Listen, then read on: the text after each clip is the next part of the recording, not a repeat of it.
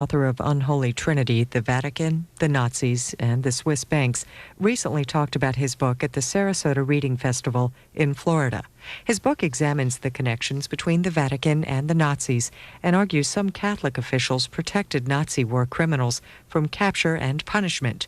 During this 45-minute discussion, Mr. Loftus describes his own involvement in military intelligence, U.S. Middle East relations, and why he wrote Unholy Trinity.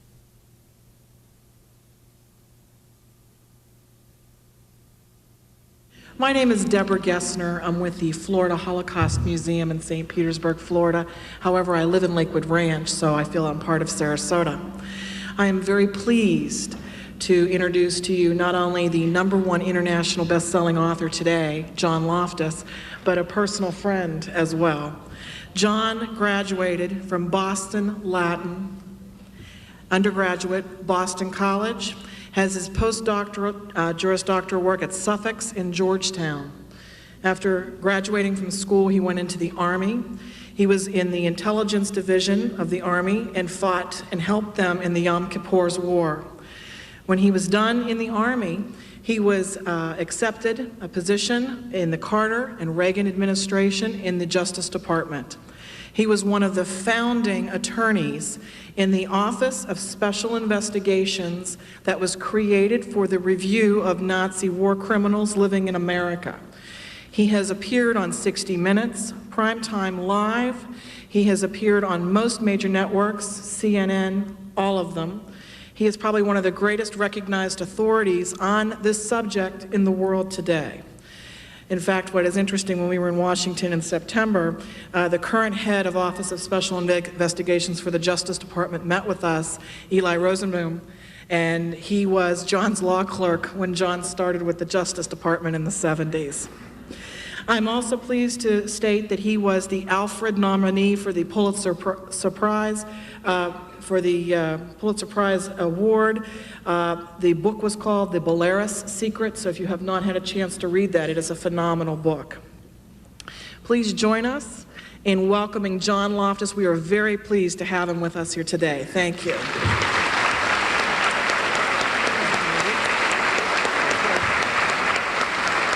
Thank you. Thank you. I always get teased. Doesn't it seem a little bit silly to have an Irish Catholic writing books about Jews, Nazis, and Israel? My mother was born in Ireland, and she had an explanation. She said there was an ancient Irish legend that the Irish are the lost tribe of Israel. My dad shook his head and said, "John, it couldn't possibly be true that we're related because the Jews can't drink and the Irish can't cook." My association is much more mundane. I was a young, ambitious lawyer. I had a great job. I worked for the Attorney General of the United States. And President Carter asked us for volunteers among the Justice Department lawyers to set up a new task force to investigate whether there were any Nazis hiding in America. Now, since I knew absolutely nothing about the subject, I, of course, immediately volunteered. Well, I thought it would look good on my resume. I thought I might get a free trip to Germany out of it. Instead, my boss discovered that I had some intelligence training when I was an Army officer, although everyone thinks military intelligence is a contradiction in terms. Nevertheless, that was the qualification that got me the most unusual job in the U.S. government. They raised my security clearances many levels above top secret. My job was to go through all the CIA and NATO intelligence archives for several years to see if I could find any clues to where there might be Nazis hiding in America. Well, I never did get my free trip to Germany.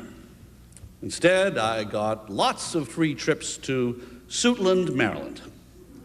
Now, Suitland is a nice little town. It's right outside Washington, D.C., and Suitland is where the U.S. government buries its secrets, literally. There are 20 storage vaults underground. Each vault is 1 acre in size. Have you ever seen the movie Raiders of the Lost Ark? Well, the last scene of that movie is what the underground vaults are really like, only not as organized as they are in the movie. And being a typical man, I didn't always stop and ask for directions. And one day I got really lost and ended up all the way down in the Q vault, where our nuclear warfare documents are stored. And inside the nuclear vault, I stumbled across a group of Nazi files, files that I wasn't supposed to see, files that no one was supposed to see until the year 2015. And I discovered, much to my embarrassment, that many of the Nazis that I had been assigned to prosecute were already on the government payroll. It was one of those Cold War operations that got all messed up. The British Secret Service had a private meeting with a few chaps from our State Department intelligence. And the British said, look, the Germans are defeated now, the Russians are the new enemy. We have to get ready for World War III. And the British were going to recruit people from all across Eastern Europe, secretly bring them to America for training and send them back behind the Iron Curtain as freedom fighters. So that if World War III ever erupted, we would have an underground army of freedom fighters behind Russian lines. Now, the only problem with the whole freedom fighter project was that the chap in charge of it in Britain was named Kim Philby. Oh, I see some of you get the joke already. Kim Philby, we discovered to our horror years later, Kim Philby was the highest-ranking communist spy ever to infiltrate the British Secret Service. So naturally, Kim Philby was following his orders from Moscow. He wasn't sending anti-communists to America. He was sending us the dregs of the Nazi war criminals of Eastern Europe. And our State Department was too stupid and too gullible to realize they were being conned. Until finally, when Philby showed up at a press conference in Moscow in 1963, our bureaucrats do what all good bureaucrats do. They buried their mistakes. They hadn't told the CIA or the President or Congress what the State Department had done. Now, the State Department couldn't destroy all the top secret Nazi documents because it literally takes too much paperwork to destroy a top secret file. But you can misfile them. That's why all the Nazi files ended up down in the nuclear vaults, where no one was supposed to find them, until I was stupid enough to stumble across them some 4 decades later. I looked at some of the famous American names who had been innocently involved with this freedom fighter project. I knew it would be a huge scandal, but maybe I'm a thick-headed Irishman, but I figured that my dad's generation didn't fight World War II to make America safe for Nazi retirement. But I followed the law. I went to the CIA and the Pentagon, and I asked all the intelligence agencies for legal permission to go public. A lot of people may knock America, but you live in one of the few countries in the world that has the guts to admit its mistakes and correct them. And I was very, very proud of my country the day the CIA called the Justice Department and said that I had permission to speak. Now, what do you do when you have a crazy story like this? Nazis in America. I pick up the phone and I call 60 Minutes. We had a great time. Mike Wallace gave me 30 minutes on his show. It's the longest segment that 60 Minutes has ever done. And when the episode about Nazis in America went on the air back in 1982, it caused a minor national uproar. Congress demanded hearings. Mike Wallace got the Emmy Award. My family got the death threats. It was a great trade-off. But I figured I'd done my Boy Scout duty. I left Washington and I went back and joined the largest corporate law firm in Boston. Time to get on with my life. But then a funny thing happened. It seemed as if every retired intelligence agent in NATO started showing up at my law firm. They all had these wonderful stories to tell, because I guess there weren't many lawyers running around who had had SI and cosmic security clearances. So the deal is they could talk to me anonymously under the attorney-client privilege, but my legal requirements are every book I write has to be submitted first for censorship through the intelligence community. So I was a safe middleman for many men and women in the intelligence community who wanted to be whistleblowers but do it legally. And they had some amazing stories to tell. One of the stories that I was not allowed to write about in my first book was how the Nazis actually got to America from Europe. And the CIA said, no, you can't ever write about the Vatican. I'm an Irish Catholic, and well, when they told me I couldn't write about it, it only annoyed me. So as a good lawyer, I found the loophole. We had a young British kid who spoke fluent Serbo-Croatian. Now, I knew that the Vatican had actually had a network of Croatian Catholic priests who had set up a rat line, a smuggling system for the British Secret Service.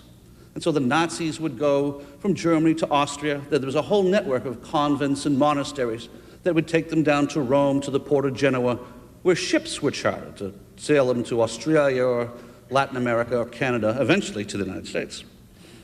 So my young friend went around with a tape recorder posing as a young Croatian fascist. And these old priests bragged into this tape recorder how the smuggling program had worked. Then I went back to CIA and said, look, they blew the whistle on themselves. You can't stop me now. So it was lots of fun. We got all sorts of documents declassified, and the book became Unholy Trinity. It's about the Vatican, the Nazis, and the Swiss banks. There's still scandals going on. I hope people understand that 99% of the Catholic Church had no involvement with this. This was a small group of right-wing, ultra-conservative Italian clerics who disgraced the Catholic Church with their attitudes both during and after the war. So the book was very controversial, but it's been published now in, I guess, 12 or 13 languages. And, I think abroad it's published under the title Ratlines. It was made into a film over here. But that was sort of fun. But that's 2 books about Nazis. And this was kind of interfering with my law practice. And let's face it, Nazi hunting is not exactly a growth industry, is it? But by this time, I had become very friendly with a lot of men and women in the intelligence community. And they had sponsored me to join their retired spy clubs. And I tried very politely to tell them to go away. I just didn't want to do this stuff anymore. And one day one of them said, John, you don't get it. If you think what we did with the Nazis was bad, let us tell you what we did to the Jews. I heard them out and I read their files. And one day I went home and told my wife I was leaving the practice of law. For the rest of my life, I was going to be the lawyer for these men. I'd take $1 from each of them and help these men and women get their stories told.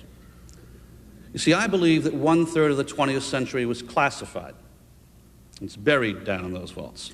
So as a case study, I asked nearly 500 intelligence agents to tell me every dirty trick we ever pulled on Israel. Thought it'd be a nice little book. It ended up to be almost 700 pages. Don't worry, you don't have to read the whole book. We put bulleted paragraphs at the beginning of each chapter that summarizes it. So you can skim the whole book in 10 or 20 minutes. We did that for the press.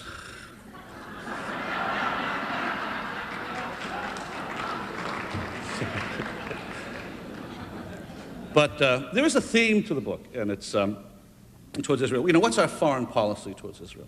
Well, everyone knows. America's on Israel's side. We really are. We non-Jews, Republican, Democrat, we consistently keep electing congressmen and senators who support Israel's cause in the Middle East. We send more of our tax dollars to Israel than any other nation on earth. We're not the problem. The problem is that for the better part of the 20th century, our State Department and our intelligence community had a radically different foreign policy. They had said, whatever we might say about liking the Jews in public, it really is in America's long-term national interest to obtain the cheap and consistent supply of oil. It's not about conspiracy, it's not about bigotry, it's about oil, it's about greed. If Moses had turned right and settled in Kuwait, we probably would have made Israel the 51st state, but they had no oil. They had no oil, and part of the price that the Arab nations wanted us to pay was to give them intelligence assistance in their wars with Israel. And sad to say, American intelligence agreed. The bottom line was harsh. In every war that Israel fought, American intelligence fought on the Arab side. We wiretapped Israel's communications, we betrayed them to the Arabs. Probably the worst thing we ever did to Israel was the time we did nothing. And that happened in 1973. US code breakers had deciphered a Russian telegram from their embassy in Lebanon, and that telegram revealed to us the exact hours, dates, time, and place of an upcoming Arab sneak attack against Israel. The implication was clear. Israel was about to be crushed under a wave of Arab military. A decision was made in the Nixon White House not to tell the Jews. You see, Henry Kissinger, although he was Jewish himself, was very angry at Israel at the time. Kissinger had been trying to put together a comprehensive Middle East peace solution, keep the Arabs happy so the oil would flow. And the stiff-necked Israelis were whining about picky little details like security. So Kissinger was furious. He agreed that Israel should not be warned until the last hours or two before the attack. And even then, they would have to hold their lines and wait for the Arabs to fire the first shot. Now, the decision to hold information back caused an enormous amount of Israeli casualties. And Kissinger later discussed with one of his friends that the idea was to let Israel, quote, get bloodied a little bit but come out ahead. Kissinger wanted to slap the wrists of the Israeli leaders so they'd be more cooperative. Now, in addition, Kissinger went to the Secretary of Defense and he asked him to stall off sending any American supplies to Israel for the first 7 days of the Yom Kippur War. Why 7 days? Israel only had a 7-day battle stock of ammunition. And by the 7th day, Kissinger predicted, the Israeli leaders would be on their knees ready to sign any piece of paper that Kissinger put in front of them, no matter how pro-Arab. But the Arabs would be happy and the oil would flow. Now, Kissinger wasn't a bigot. He wasn't even a particularly evil man. He was just a military incompetent. Kissinger didn't realize that his little pressure games weren't causing Israel to bleed a little bit. It started a hemorrhage that almost destroyed the nation. But luckily, there was one guy in the White House that saved Israel.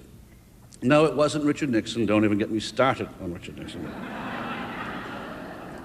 You know, actually, in my own defense, when I first wrote this book, The Secret War Against the Jews, I got a great deal of flack, even from people in the Jewish community, because I said very clearly that President Richard Nixon was an extreme anti-Semite. No one believed it. And what happened last year? All the Nixon tapes were released from the National Archives. My favorite Nixon tape is where he turns to a friend of his in the Oval Office and said, you know, if I were to drop an atomic bomb on Tel Aviv, there would still be American Jews stupid enough to vote for me. No, it's true. Nixon hated Jews. But luckily for Israel, Nixon was involved with the Watergate affair at the time. The guy that saved Israel was that heroic Republican, the White House Chief of Staff, General Alexander Haig. On the morning of the first day of the Yom Kippur War, General Haig called his Israeli counterpart and warned him of what Kissinger was up to. No supplies for 7 days. It was a catastrophe. And then General Haig told the Israelis a secret. The U.S. Army had just perfected a new top-secret weapon called the TOW missile. Now, the TOW missile is a dandy little toy. It's like a Nintendo game. You have these electronic binoculars attached to a cable in the back of the missile. And as the missile flies downrange, it unwinds almost 2 miles of cable behind it. So as you follow an enemy tank with your binoculars up and down hill and around a tree, you're actually steering the missile up and down hill and around a tree. And a 13-year-old kid can trace runaway enemy tanks at full speed and kill them 97 times out of 100. To this day, the TOW missile is one of the deadliest anti-tank systems on the planet. Al Haig said he'd give the TOW missile to Israel behind Kissinger's back. On the evening of the first day of the Yom Kippur War, an unmarked plane flew 41 Israeli army commanders to a secret base inside Fort Benning, Georgia. I know about this part of the story firsthand because I was there. You see, I was the young army officer who trained the Israelis in the TOW missile system. We rushed the Israelis through a crash course at Fort Benning, and then we stripped every TOW missile we had from the eastern seaboard of the U.S., and we flew them to Israel at night. As Oliver North later discovered, you can pack a lot of TOW missiles into 1 or 2 aircraft. And at first we thought the Israelis had screwed up. We wanted them to put the TOW missiles at a defensive barrier around the major Israeli cities to save as many lives as possible. And instead, those crazy Jews took all of the TOW missiles and dumped them at 2 spots out in the desert. And they were right. Israeli intelligence knew that the entire Egyptian tank army was about to come roaring up the Sinai for the final assault on Israel. But all of those hundreds and hundreds of Egyptian tanks and armored personnel carriers would have to go through either the Mitla or the Gitla Pass. And when they did, the TOW missiles were waiting just in time. They had just arrived a few hours earlier. It was one of the greatest tank slaughters in modern military history. But to protect Al Haig, the government of Israel told you a cover story. They told you that the Israeli Air Force had blown up all those hundreds of Egyptian tanks. That's good shooting. So good, in fact, the American Air Force got jealous.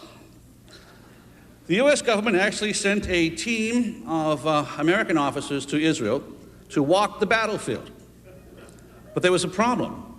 They couldn't find any holes on the tops of the Egyptian tanks. They hadn't been hit from the sky at all. They'd been blown up from the side. That was the first combat deployment of the TOW missile.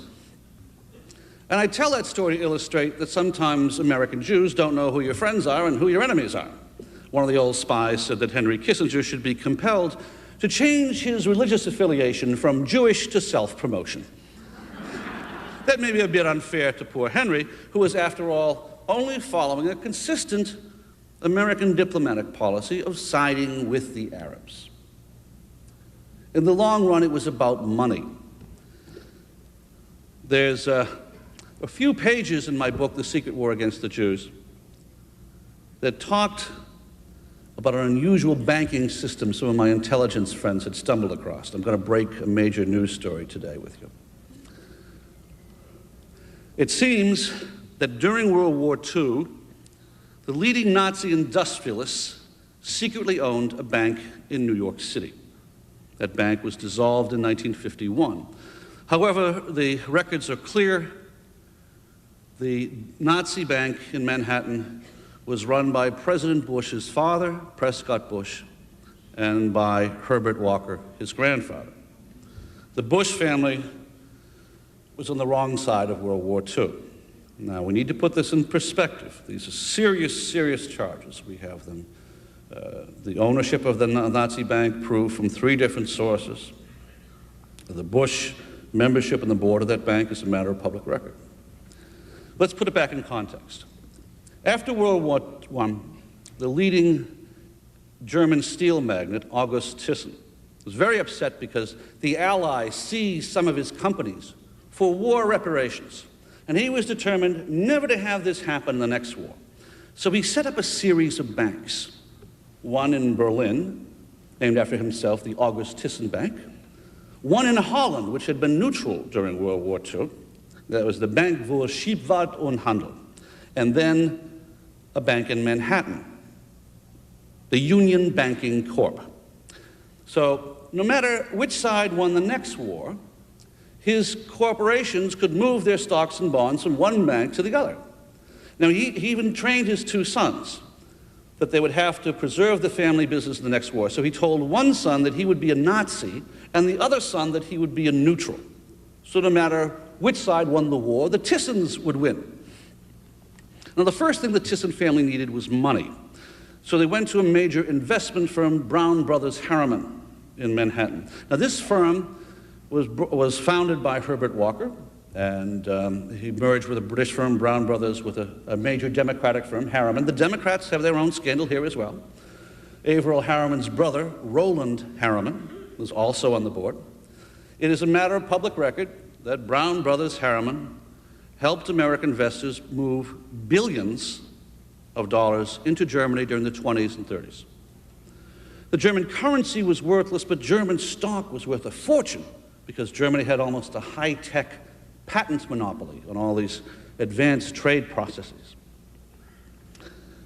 So the Brown Brothers Harriman helped organize the flow of money into Germany from some famous American families like the Rockefellers, the Fords, and the DuPonts. Now, none of these people, the Bushes, the Fords, the Rockefellers, were pro-Nazi. They actually favored the conservative monarchist and Catholics party in Germany. But they did fund Hitler as a side bet, because he was useful to keep the unions at bay. So in 1923, money flowed from Brown Brothers Harriman in New York to the Dutch bank to Berlin. Now, we have traced from the Dutch bank directly to the Nazi Party headquarters. That's where the money came from to build the very first Nazi Party headquarters, the Brown House in Munich. Fritz Thyssen later admitted that he was the man who financed Hitler's first campaign. The Thyssen family were the great steel and coal combines of Germany. They were the heart of the Third Reich's armament industry. They were actually larger and wealthier than the famous Krupp family, but the Thyssen name was kept quiet. Now, as Hitler came to power, the Thyssen's were making a fortune. But the problem was they were a little concerned that Hitler would push the German economy to its limits and cause a great deal of inflation. So the Thyssen's betrayed Hitler. They started to move their money out in the 30s. In essence, it was a huge tax fraud. They would sell one of their companies, for example, the Holland America Investment Company, to the Bushes, supposedly a neutral bank in New York, not knowing that the Thyssen's secretly owned both banks. It looked like the Thyssen's were losing money. So the Bushes would buy the banks, the companies from the Thyssen's, and they'd set up American branches. And Prescott Bush was the head of several of the companies that were actually directly owned by the Thyssen people. Now, Hitler suspected that the Thyssen's were cheating him right and left. And Thyssen was smart. By the time that Hitler declared war on Poland, Thyssen figured the game was up, and he fled the country and proclaimed himself to be an anti-Nazi. The truth was he was making profit on both sides, as were the Rockefellers, as were the Fords and DuPonts and Bushes. To be fair, once they had invested in Germany, what they were going to do? They couldn't emigrate with a steel mill. Their money was trapped there. So rather than take the loss, some very greedy people made a war profit. And while American and British soldiers died, they were making millions. To hide his records from the British, Thyssen moved them to the Dutch bank during World War II. Now, when the Nazis overran Holland, the Thyssen's had to hide the records again, so they moved them back to the August Thyssen Bank in Berlin, because there had been a Nazi custodian appointed who was actually another Thyssen employee. So they hid all the secret stock ownerships for the New York bank and the Dutch bank, and they hid all the bank accounts in these underground vaults in the Thyssen Bank in Berlin.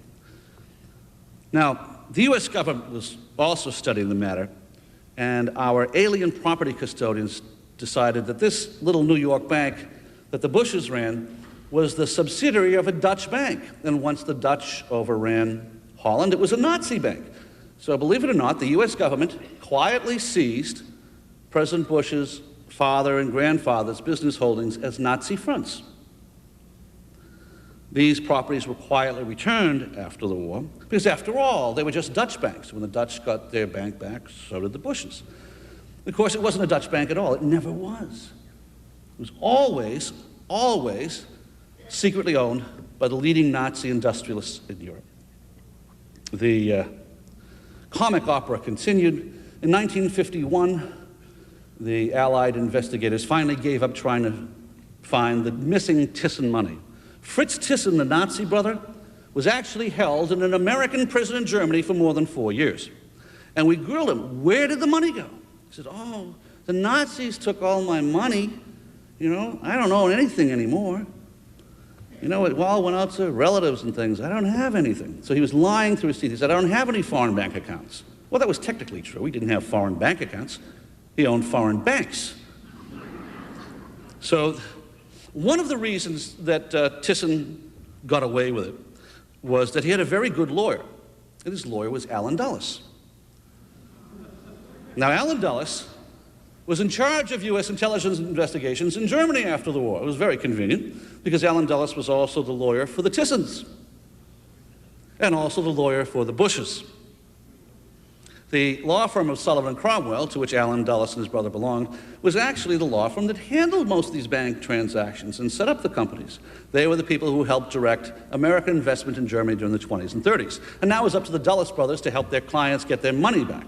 In particular, the Rockefellers had a huge chunk of money in Brown Brothers Harriman, which the Bushes had invested in the Thyssen Empire. And the Rockefellers had no sense of humor about going broke. They wanted their money back. And so in 1951, everything had quieted down. Allen Dulles and his brother were about to become members of the Eisenhower administration.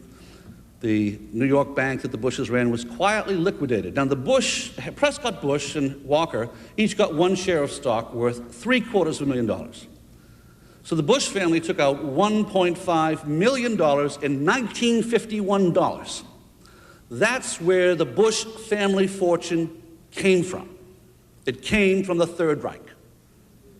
Right? Now, it was blood money. Yes, the Thyssens were among the largest slave holders in the Nazi Empire. They had huge coal mines where they used Jewish slave laborers as if they were disposable chemicals. The Thyssen Steel was the United Steel, Vereinigte Stahlwerke, was the heart of the Nazi war machine.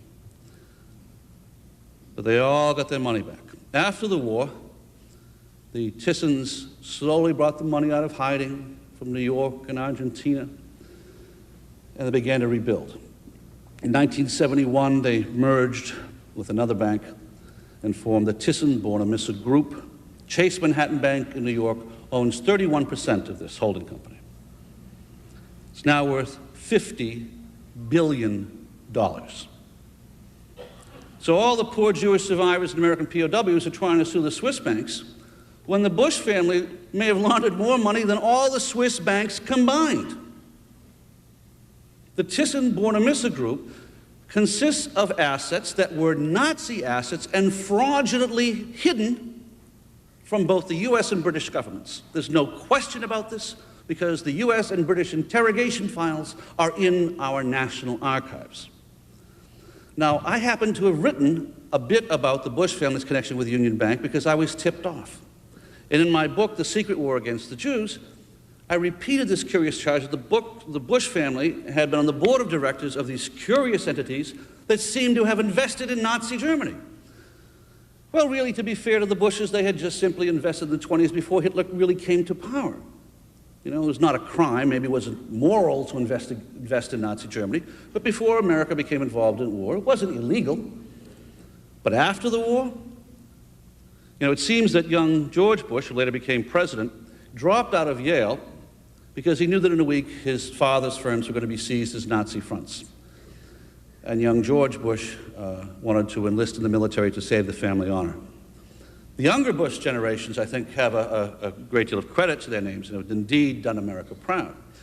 I mean, but let's be fair, no one blames the Democrats because Jack Kennedy's dad bought Nazi stocks. How many people here knew that Joseph Kennedy invested in Nazi Germany? See, everyone knows that. How many of you knew before today that the Bush family ran a Nazi bank? Okay, now, we haven't released this before the election. This has got to come out because it's much more important than just whether, you know, Prescott Bush's grandson runs for office. This whole issue of being able to hide money through multinational shells has a direct effect on our political system. It's not just a question of double punching ballots. The more important question is, who's funding our political campaigns? Perhaps they're only rumors, but the allegations I have received from the intelligence community are that the Thyssen family are the secret sources of that slush fund in Germany that Helmut Kohl refuses to disclose where the money's from. That they were the secret financial backers of their neighbor in London. They live right across the street from Margaret Thatcher. And that the Thyssens and their business partners, the Rockefellers, have been the Wall Street ring of the Republican Party financing candidates for the last 40 years in the US. That there was this almost bottomless slush fund of campaign money. There are numerous Thyssen outlets in the US, so legally Thyssen employees in America can donate money to political campaigns. And I don't know if we will ever know how much of that money was actually donated by Thyssen employees and how much was reimbursed from abroad. Reimbursements from abroad are, of course, a felony. Foreign corporations may not contribute to American things. So perhaps when we sit down in Congress in a few weeks and begin to debate how best to reform our ballot counting system, we should also take a look at campaign finance reform.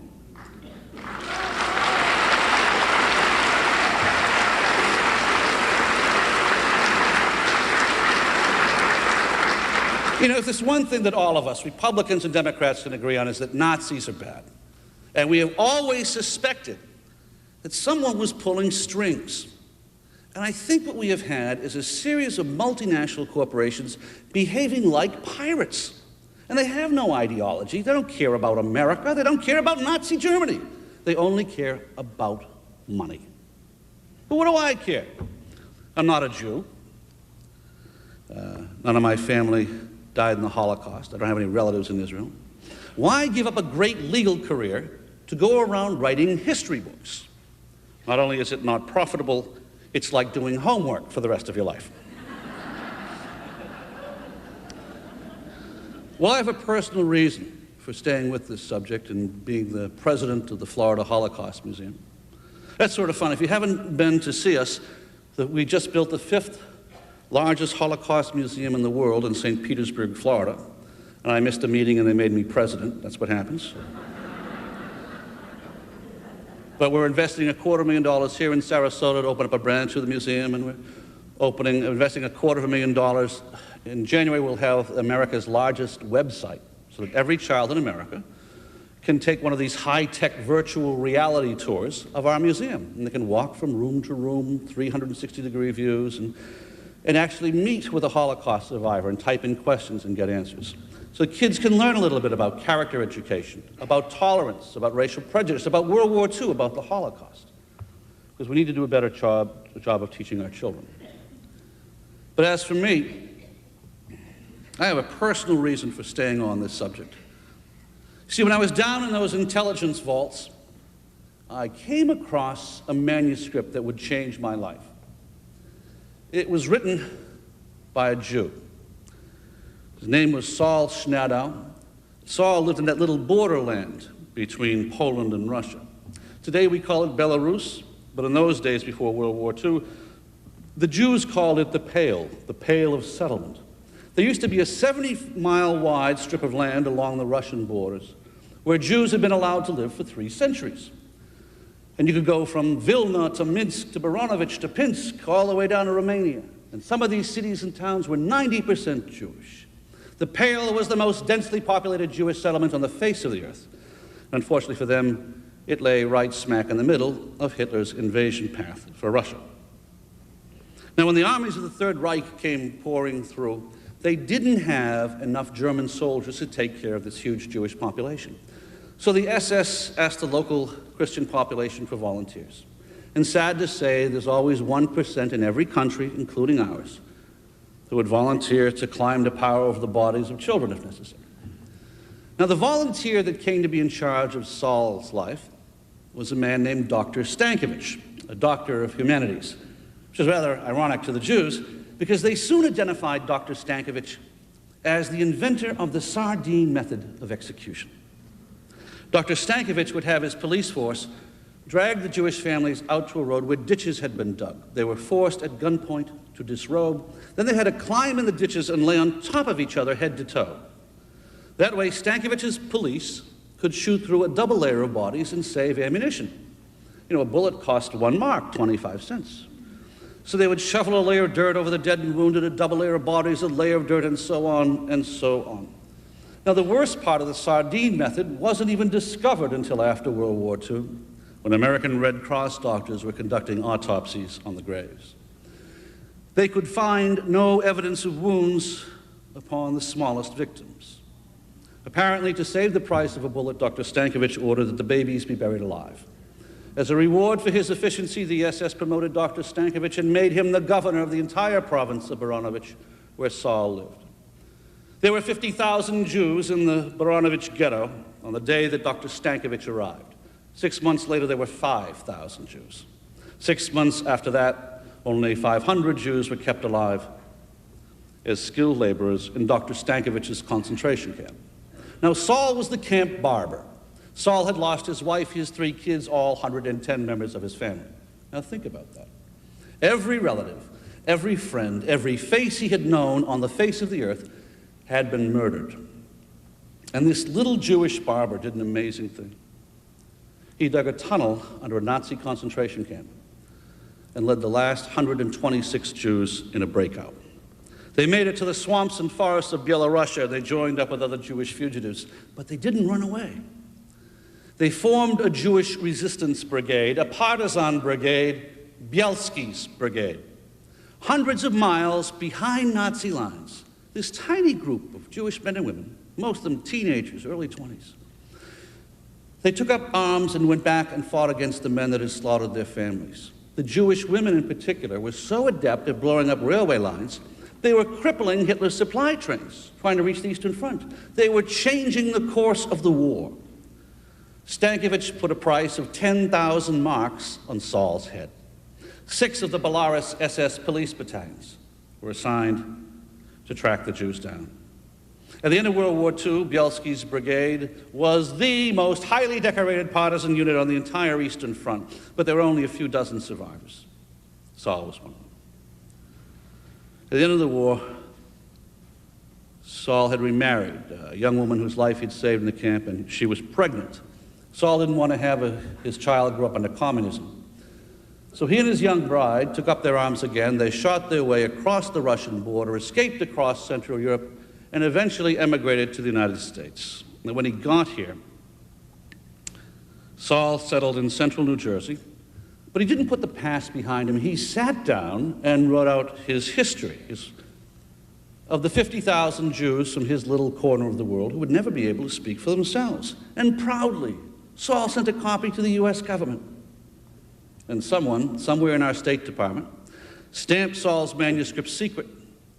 And they hid it down the nuclear vault with the Nazi files. You know why? As one of their anti-communist agents, the British Secret Service had recruited Dr. Stankiewicz. It gets worse. The British asked us to hide him, and we did. We brought Dr. Stankiewicz to New York City and gave him a job as a broadcaster at Radio Liberty. Your tax dollars at work. Please remember, it was the McCarthy era. No one believed these crazy commie charges about war criminals in America. And Stankiewicz played them like a flute. By 1952, he had resettled virtually the entire Nazi puppet government of Belarus to the town of South River, New Jersey. I couldn't believe the files. I actually took some federal bodyguards and went to see South River one night. You know, they have a private cemetery for the Belarus SS. And inside the cemetery is the monument engraved of the Nazi president. Behind their local church, they have a monument to their SS division. And you know the worst thing about South River, New Jersey? All this time, Saul had been living less than a half an hour away. And I thought, what a tragedy. Here is this heroic Jew who fought against the Nazis and the communists and came to America to find freedom, only to end up living in the shadow of the men who murdered his own babies. What would you do? Well, maybe I am a thick-headed Irishman, but I went to the Assistant Attorney General of the United States and I asked for permission to prosecute a British intelligence agent as a Nazi war criminal. I showed him the Stankiewicz file. Permission was granted. Secretly, I asked all the U.S. agencies to put a trace out for Saul Schnadow as a key witness in the future trial of Dr. Stankiewicz. But all the agencies reported back, negative, no trace. Saul was missing and in view of his age had to be presumed dead. It was terribly sad, but it didn't stop our trial preparations. I had my staff round up every Nazi document in the world that even mentioned Dr. Stankiewicz. It really was an enormous research job. And you know, Dr. Stankiewicz was ungrateful enough to drop dead on me 2 weeks before we could file charges against him. He died peacefully in his bed, a citizen of the United States. There was a big sigh of relief over the British embassy. And the British government asked the new Reagan administration, which had just come in, not to let me investigate any more cases like that. Much too embarrassing to the British government. Because if they open up the Nazi files, that's going to lead to the Vatican, then you're going to have to deal with the Nazi gold and where the Nazi money went. And that would lead back to Americans as well as British. So, you know, the British said, use our 75-year censorship rule. We won't release any of the Nazi files for 75 years. So I was ordered by the US government for reasons of foreign policy to stay out of the vaults and forget what I had seen. But how? How do you forget about someone like Saul? I told the Reagan administration that I would not participate in a cover-up. And I sat down and wrote out the manuscript to my first book. And I dedicated it to Saul, a Jew who bore witness to the Holocaust, and to Meg, my newborn, so that she may never have to. That's why I did it. Did it for our kids, for all our kids. That's why I volunteered my time at the Florida Holocaust Museum. We have to make the world a better, safer place for our children. And that means, in some small part, that people like me have to dig out the ugly truth. And all of us have to recognize that the truth is more important than politics. We need to regain control of our history. We cannot live in a world where 1/3 of our modern history is classified. In the end, I remain optimistic, very optimistic about America. I guess I am still at heart an Eagle Scout. And some good things have happened. When we went to build our Holocaust Museum, we smuggled a boxcar out of Poland. It's the only one the Polish government hasn't cleaned up first. And when we were setting the car up inside the museum, we found something horrible inside. Maybe something wonderful. We found a little girl's ring. Now, all that we know for sure from the silver marks inside is that ring existed at about the time of the Holocaust. And we know that there were once 5 jewels of some kind that had been set in the ring. And we know that the ring would fit the hand of about a 14-year-old girl. That's all that we really know for sure, but you know what happened. 50 years ago, somewhere in Europe, a little girl took the jewels out of her ring to try and ransom her survival. And one day, as she was riding in that boxcar, she realized that for her there would be no survival. And for whatever reason, with that little empty ring with all the jewels gone, it was still valuable to her, and she didn't want the Nazis to get it, so she took it off her hand and put it in a crack in the floorboard and hammered it in with her heel. And she did it so no one would find it. And 50 years later, by a miracle, we picked that boxcar to bring to St. Petersburg, Florida. The little girl's ring is mounted outside. As we take the school kids through, we teach them a story of hope. Ours is not a sad museum. There are no atrocity photos. But kids need to understand the past to prevent it from happening again. And when we show them little girl's ring, we say, don't be sad that we don't know that little girl's name, and don't be sad that all the jewels are lost.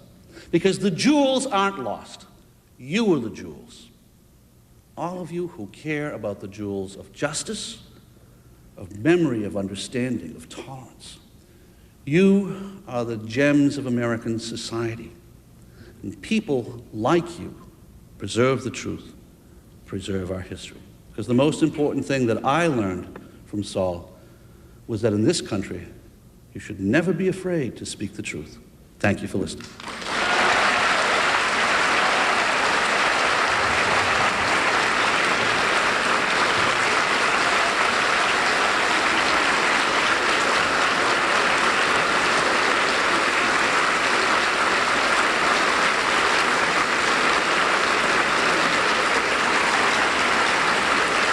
John Loftus' remarks were part of the Sarasota Reading Festival in Florida. His book, Unholy Trinity, The Vatican, the Nazis, and the Swiss Banks, was published by St. Martin's Press.